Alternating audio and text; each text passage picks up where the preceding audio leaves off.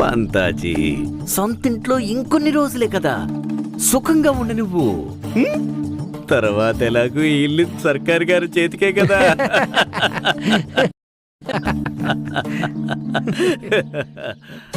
ఏంటి ఏమంటున్నారు మీ ఇద్దరు? చూసావా, తనకేమీ తెలియదంట.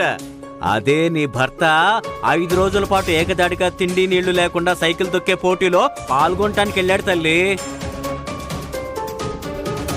బహుశా నీకు ఇది తెలియకపోవచ్చు.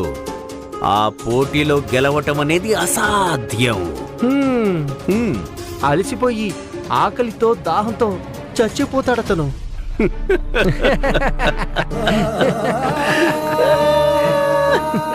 లేదు, అలా జరగడానికి వీల్లేదు.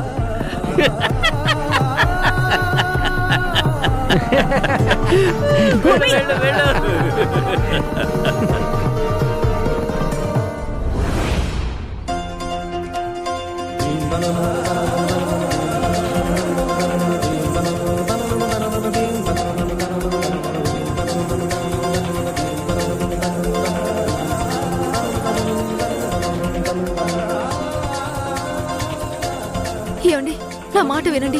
ఏకదాటిగా 5 రోజుల పాటు సైకిల్ ఎవరు తొక్కలేరండి. ఎందుకు మీరు ఈ పోటీలో పాల్గొన్నారు? ఇక ఆపేయండి. మనం డబ్బులకి వేరే ఏదైనా ప్రయత్నం చేద్దాం. సాయి దయ వల్ల ఏదో ఒక దారి దొరుకుతుందిలేండి. నా మాట వినండి, ఒక్కసారి నా మాట వినండి. ఏమండి, నా మాట వినండి, ఇలా చేయకండి.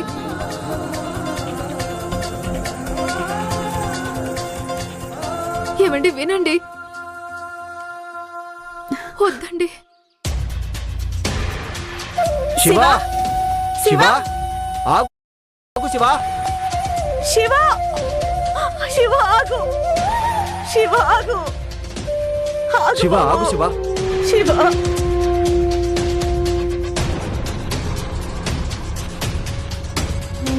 ఏం చేయాలి? ఇలా వదిలేస్తే వీడు తన ఆరోగ్యం పాడు చేసుకుంటాడు. ఎలా ఆపాలి?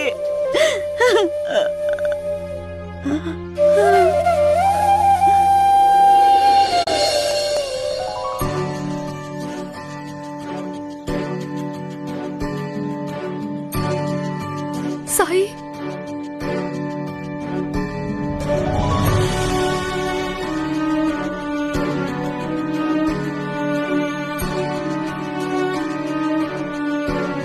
సాయి, సాయి చూడండి సాయి, ఆయన మొండి పట్టుదలకి పోయి ఏం చేస్తున్నాడో. శివ తప్పేమీ చేయడం లేదు తల్లి.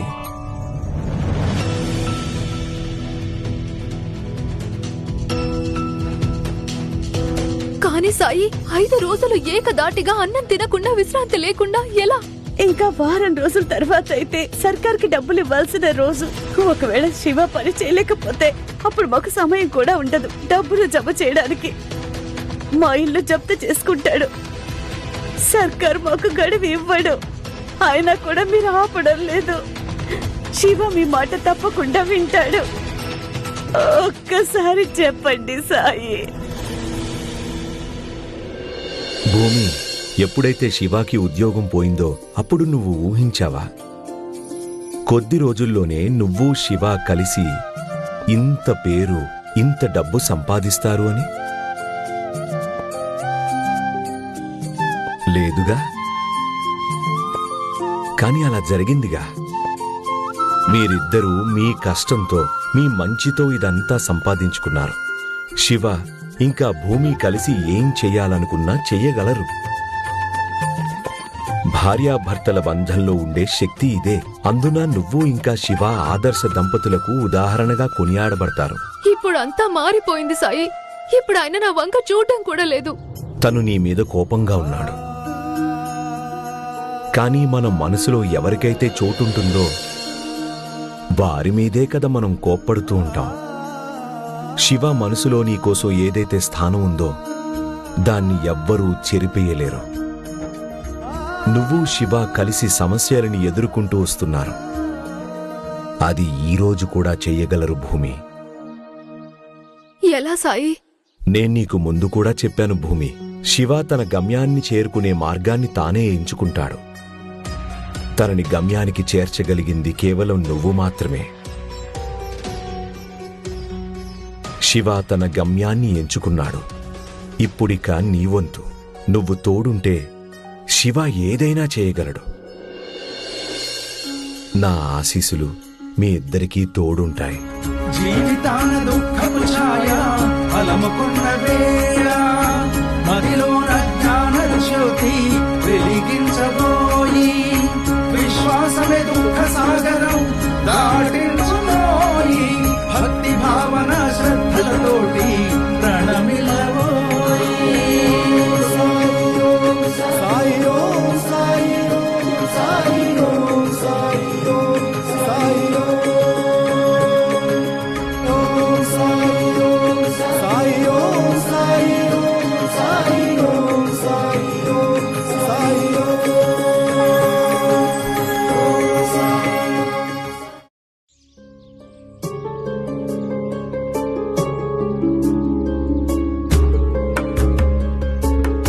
నాకు తెలుసు మీరు నా మీద కోపంగా ఉన్నారు. భార్య భర్తల మధ్య కోపతాపాలుంటాయి. కానీ దాని అర్థం మనం ఒకరి తోడు ఒకరు వదలడం అయితే కాదు కదా. నేను మీ తోడు ఎన్నడూ వదలను.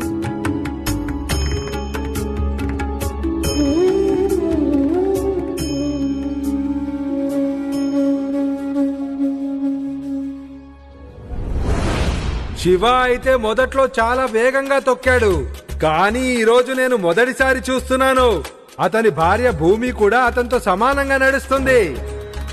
కానీ ఇది కేవలం ప్రారంభం మాత్రమే. ఇక చూడవలసింది ఏంటంటే శివ ఈ పోటీల్లో గెలుస్తాడా? 5 రోజులు ఆగకుండా, ఆహారం లేకుండా, విశ్రాంతి తీసుకోకుండా ఏకదాటిగా ఈ శివ సైకిల్ నడుస్తూనే ఉంటుందా?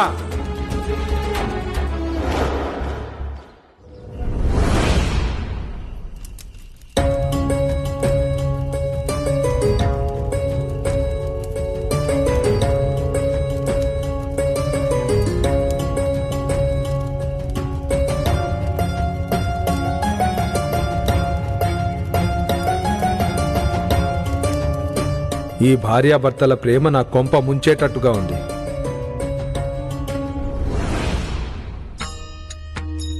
ఈ రోజు పోటీలకి 2వ రోజు, కానీ భూమి ఇప్పటి వరకు శివ తోడు వదల్లేదు. చూద్దాం శివ ఎప్పటిదాకా నిలబడగలుగుతాడో, అలాగే భూమి కూడా ఎప్పటి వరకు తనకి తోడుగా ఉంటుందో.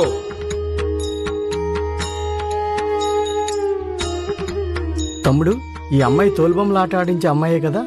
అవును.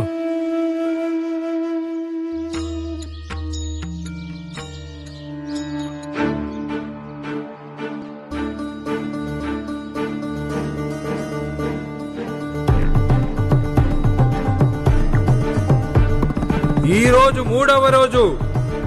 శివ ముఖంలో అలసట స్పష్టంగా కనిపిస్తుంది. భూమి ఇప్పటికీ తన వెంటే ఉంది, కానీ చూస్తుంటే అనిపించడం లేదు ఇతను ఇంకొక రోజు నిలబడతాడని. ఇంకా ఎవరైనా ఉన్నారా? ఎవరికైనా దమ్ముందా 5 రోజులు నిర్విరామంగా సైకిల్ తొక్కడానికి?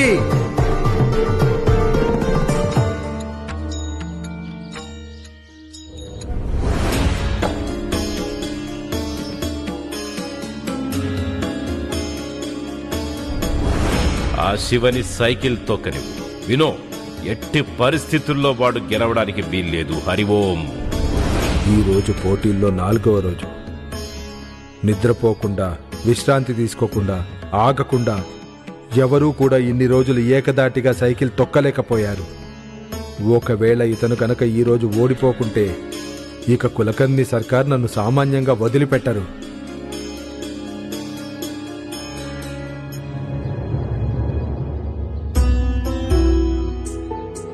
దాహంగా ఉందా? నీళ్లు కావాలా? ఏమైందండి?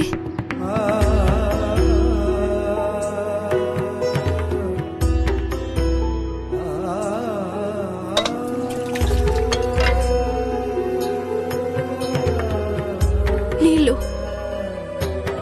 తాగండి, ఒక్కసారి తాగండి.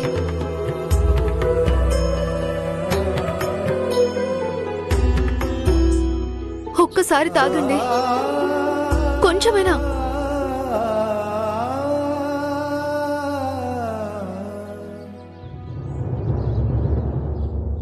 కొంచెమైనా తాగండి.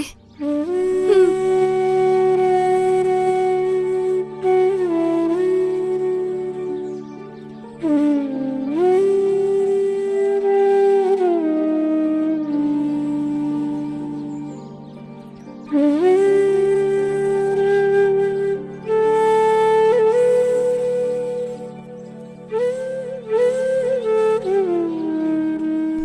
కోపమా? ఇది మంచిది కాదు.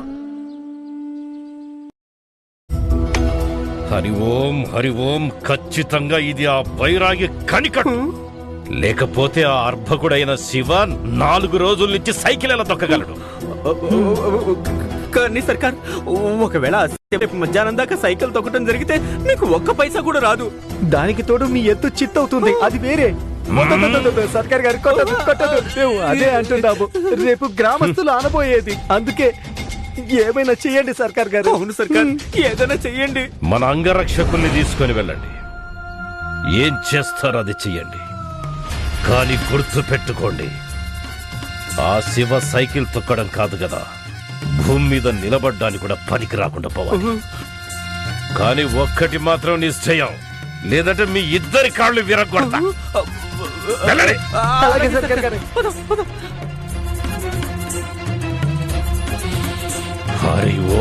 హరి ఓం. రావణుడు సీతమ్మ తల్లితో చెప్పాడు, నేను మండోదరిని మరియు మిగతా రాణులను నీకు దాసీలను చేస్తాను. నువ్వు ఒక్కసారి నా వంక చూడు సీత అని.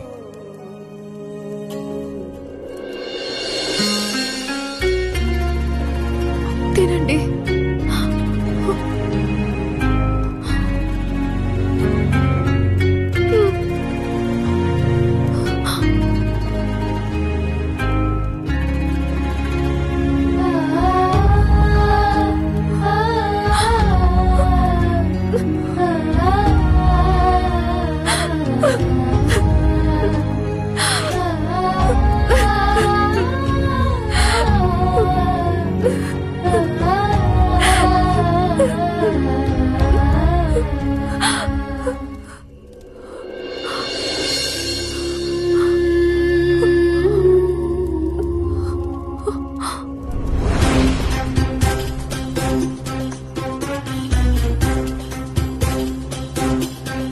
చూడండి, అదిగో ఆ సైకిల్ తొక్కుతున్నాడే, వాడి కాళ్ళు విరగొట్టండి. వాణ్ణి కనికరించకండి.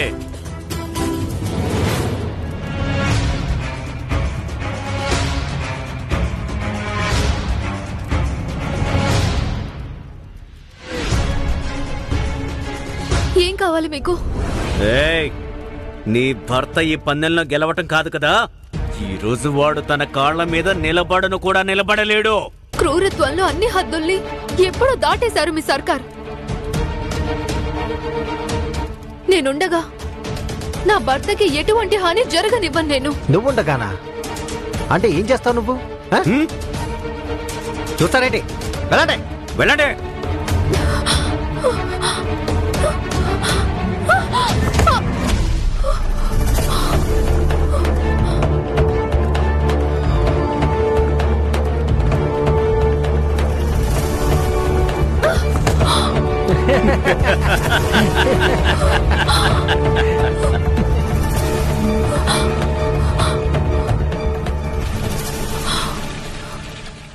ఓం సాయిరామ్, ఓం సాయిరామ్, ఓం సాయిరామ్, ఓం సాయిరామ్, ఓం సాయిరామ్. అప్పుడు సీతమ్మ తల్లి శ్రీరాముణ్ణి తలుచుకుందంట. ఇక ఒక గడ్డి పరకని తీసుకుని రావణుణ్ణి రెచ్చగొట్టింది. అతడితో అన్నది, ఆమెకు తన భర్త మీద ఎంతో విశ్వాసం ఉంది అని. రావణుడు ఆమె మీద చెయ్యి కూడా వేయలేడని. ఆ ఒక్క గడ్డి పరకకి ఎంత శక్తి ఉందంటే, ఎప్పుడైతే సీతమ్మ తల్లి దాన్ని తనకి అలాగే రావణుడికి మధ్యలో పెట్టిందో, అప్పుడు రావణుడు వంటి అతి బలశాలి అయిన రాజు కూడా సీతామాత దగ్గరికి వెళ్ళలేకపోయాడట.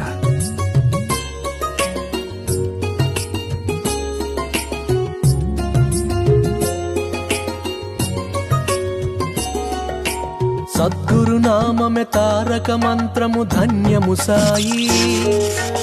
సమాధి నుండి అనుగ్రహించు కరుణయ సాయి సమస్త జనుల చింతలు తీర్చే ద్వారకమాయి సాయి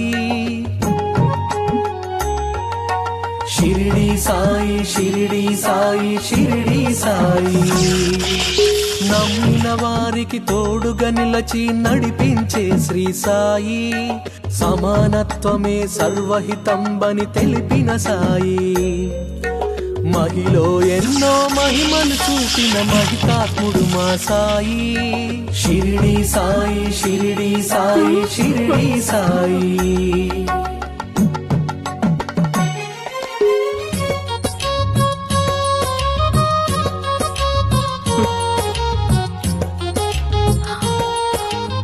సాయి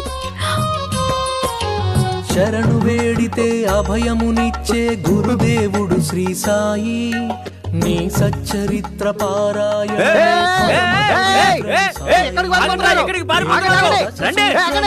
వసగిన దైవం మా సాయి పొద్దాజీ, మనం కూడా ఇక్కడి నుంచి పారిపోదామా? పదండి, పదండి.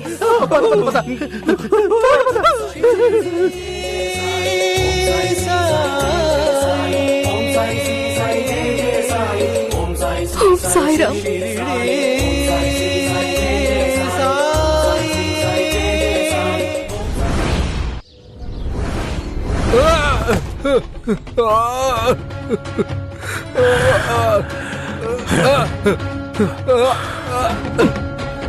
నువ్వు నాతో అబద్ధం చెప్పావు రామ్దాస్.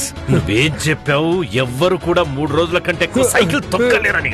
మరి ఎందుకు పనికిరానా శివ ఇప్పుడు సైకిల్ తొక్కడంలో 5వ రోజుకి చేరుకున్నాడు. ఇంకొన్ని గంటల్లో గెలుస్తాడు కూడా. ఒకటి గుర్తుపెట్టుకో, ఒకవేళ వాడు గాని గెలిచాడంటే నువ్విక ప్రాణాలతో ఉండవు. ఎందుకంటే తప్పు నీది కాబట్టి.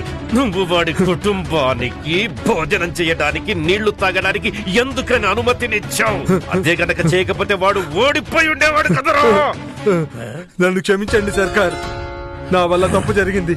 కానీ పోటీదారులకు అన్నం నీళ్లు ఉండవని చెప్తే ఎవరూ పాల్గొనటమే లేదు సర్కార్. జనాలను ఆకట్టుకోవడానికి, పోటీలో దింపడానికి నేను వాళ్ళకి నమ్మకం కలిగించాల్సి ఉంటుంది. ఎందుకంటే ఇదంతా మామూలే. కానీ ఇలా అయినా కూడా ఎవరు 4 రోజుల దాకా కూడా నిలబడలేదు. మీరు కూడా నిన్న రాత్రి గూండాలను పంపించారు శివని ఆపడానికి. కానీ వాళ్ళు కూడా ఏమీ చేయలేకపోయారుగా. సర్కార్, మీరు ఎలా అయితే ఈ విషయం గురించి ఆశ్చర్యపోతున్నారో, నేను కూడా ఈ విషయం గురించి ఆశ్చర్యపోతున్నాను. చూస్తుంటే అతని ప్రాణం పోయేటట్టుంది, కానీ అతను ఆగడం లేదు. ఇదేదో అద్భుతమే. అద్భుతాల వల్ల ఏ మనిషి అయినా కొంత సమయం పాటే నిలబడగలుగుతాడు. ఇప్పటి వరకు తట్టుకోలేడు. విను,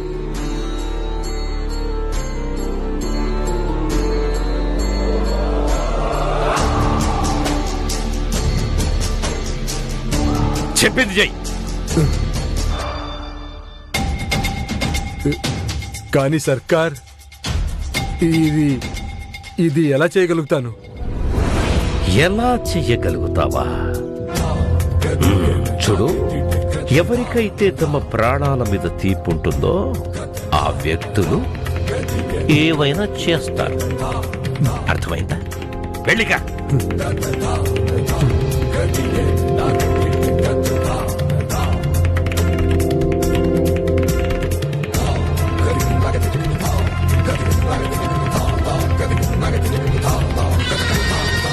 హరి ఓం, హరి ఓం.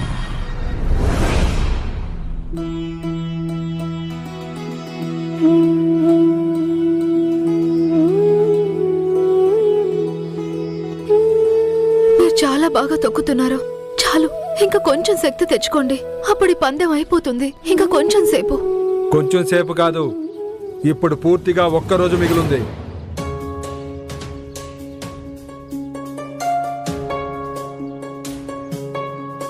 అరే ఏమంటున్నారండి?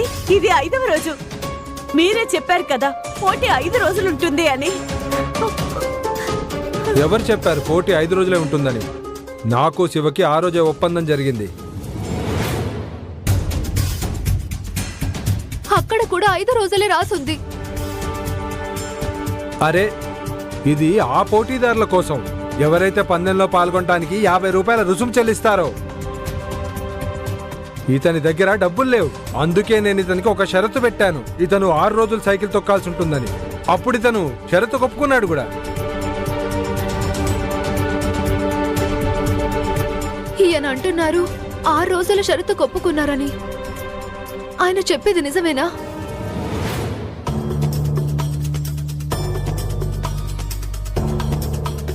మా ఆయన కాదంటున్నారు. అరే, నీ భర్తకు మాట్లాడే మాటలు వినబడవు, మాట్లాడలేడు కూడా. కేవలం సైకిల్ ద్వారానే మాట్లాడతాడు.